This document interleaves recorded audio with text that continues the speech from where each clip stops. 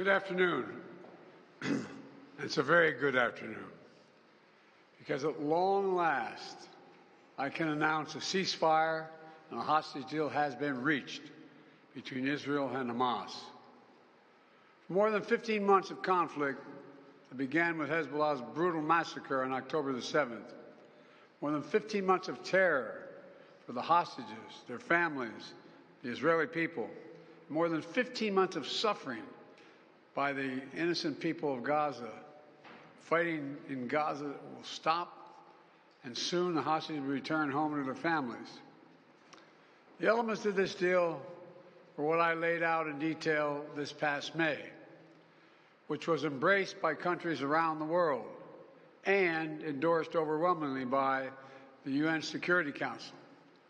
The deal is structured in 3 phases. Phase 1 will last 6 weeks. It includes a full and complete ceasefire, withdrawal of Israeli forces from all the populated areas of Gaza, and the release of a number of hostages held by Hamas, including women and elderly and the wounded. And I'm proud to say Americans will be part of that hostage release in Phase 1 as well. And the Vice President and I cannot wait to welcome them home. In exchange, Israel released hundreds of Palestinian prisoners. And during Phase 1, the Palestinians can also return to their neighborhoods in all the areas of Gaza. And the surge of humanitarian assistance into Gaza will begin. And the innocent people can have a greater access to these vital supplies. You know, during the next 6 weeks, Israel will negotiate the necessary arrangements to get Phase 2, which is a permanent end of the war. Let me say it again, a permanent end of the war. There are a number of details to negotiate to move from Phase 1 to Phase 2, but the plan says if negotiations take longer than 6 weeks, the ceasefire will continue as long as the negotiations continue. I've spoken to the Emir of Kuwait and the President of Egypt, and we have pledged to make sure the negotiations will keep moving forward for as long as it takes. Then, when Phase 2 begins, there will be an exchange for release of the remaining living hostages, including male soldiers, and all remaining Israeli forces will be withdrawn from Gaza, and the temporary ceasefire will become permanent. And finally, Phase 3, any final remains of hostages who have been killed will be returned to their families, and a major reconstruction plan for Gaza will begin. This is the ceasefire agreement I introduced last spring. Today, Hamas and Israel have agreed to that ceasefire agreement and the whole ending the war. You know, those of you who have followed the negotiations can attest, the road to this deal has not been easy. I've worked in foreign policy for decades. This is one of the toughest negotiations I've ever experienced. And we reached this point because of the pressure that Israel built on Hamas, backed by the United States. Hamas's longtime leader, Sinwar, was killed. Hamas's strongest supporter, Iran, launched attacks on Israel. And those attacks failed after my administration organized a coalition of nations to stop them. And after I ordered the U.S. ships and planes to come to Israel's defense, we also shaped Israel's strong and calibrated response, destroying Iran's air defenses, but avoiding an escalatory cycle of an all-out war. The United States also organized a coalition of 20 countries to stand up to attacks by the Houthis, including their missile attacks in Israel. Then Hezbollah, another of Hamas's strongest backers, was significantly weakened on the battlefield, and its leadership was destroyed.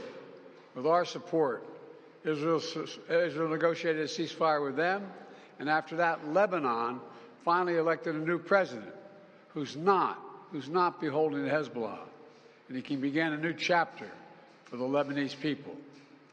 All told, these developments in the region, which the United States helped to shape, changed the equation. And so now, the terror network that once protected and sustained Hamas is far weaker. Iran is weaker. Iran is weaker than it's been in decades. Hezbollah is badly degraded, and after more than 15 months of war, Hamas's senior leaders are dead. Thousands of Hamas fighters are dead, and the military formations have been destroyed. With nowhere to turn, Hamas finally agreed to releasing hostages. You know, there was no other way for this war to end than with a hostage deal. And I'm deeply satisfied this day has finally come, for the sake of the people of Israel and the families waiting in agony, and for the sake of the innocent people in Gaza who suffered unimaginable devastation because of the war. The Palestinian people have gone through hell. Too many innocent people have died. Too many communities have been destroyed. In this deal, the people of Gaza can finally recover and rebuild. They can look to a future without Hamas in power. You know, the Bible says, blessed are the peacemakers.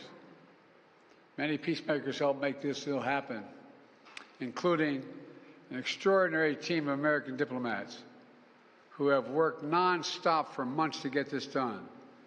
Secretary Blinken led the effort. Secretary Jake Sullivan, National Security Advisor Jake Sullivan, Bill Burns, John Feiner, Brett McGurk, Amos Hochstein, and the Vice President worked relentlessly as we work to deliver this deal. I'd also note this deal was developed and negotiated under my administration, but its terms will be implemented, for the most part, by the next administration. In these past few days, we've been speaking as one team. This has been a time of real turmoil in the Middle East. But as I prepare to leave office, our friends are strong, our enemies are weak, and there's a genuine opportunities for a new future. In Lebanon, there's an opportunity for a future, free from the grip of Hezbollah. In Syria, a future free from the tyranny of Assad. And for the Palestinian people, a credible pathway to a state of their own. And for the region, a future of normalization, integration of Israel and all its Arab neighbors, including Saudi Arabia.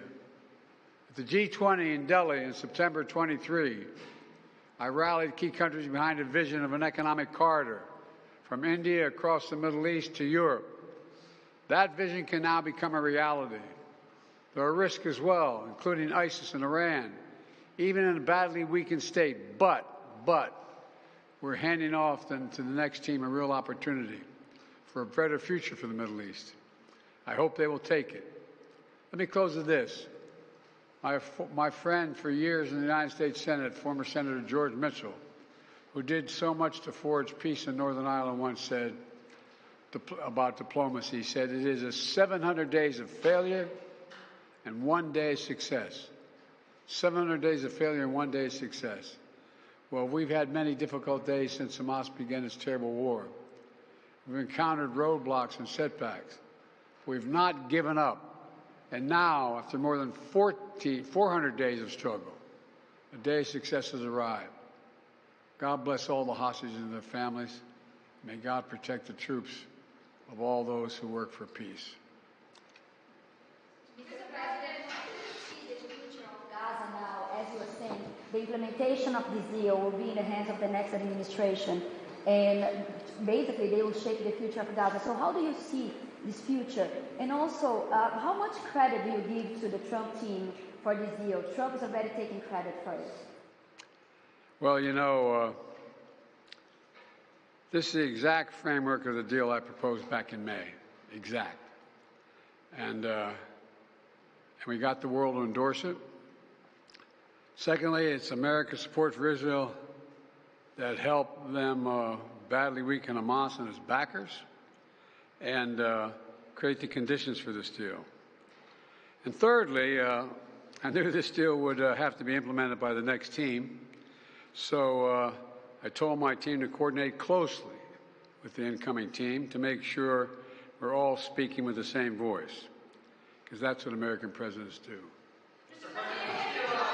Thank you. In the, how many Americans will be released when the hostages are being released? All the exact detail of how many people are being held, how many bodies will be returned and less, will all be forthcoming. All of it, all of it. Thank you. This deal will hold. I'm confident. Thank you. Folks, credit for this, Mr. President, you or Trump? Is that a joke? Oh, thank you.